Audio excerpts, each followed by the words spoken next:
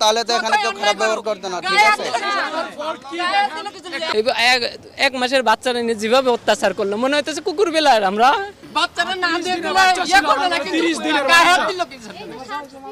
ঠিক আছে, এটা উপর পর্যায়ে চলে গেছে, ঠিক আছে, উপর লেভেলের এগুলা আমি সহ্য করতে পারি না যে আমি এইগুলা আমার মতন আমার একটা ছেলে যে কোন আনসার মাইরা এইভাবে রক্তাক্ত করে মানুষ রাইফেলের বাড়িতে প্রত্যেকটা জায়গা ঘা হয়ে গেছে, আসতেছে ছেলে 2 মিনিটের ভিতরে এখানে আসবে।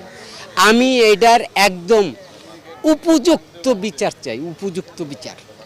আমি প্রশাসন, আইনজীবী, সাংবাদিক সবার কাছে আমি এটা উপযুক্ত বিচার চাই যে এইভাবে এই অকারেন্সগুলো যেন আর কোনোদিন কোনো মেডিকেলে বা কোনো জায়গায় আর না করে না হয়। আজকে আমার সাথে ঘটছে, আরেকজনের সাথে জানি না ঘটে এগুলা।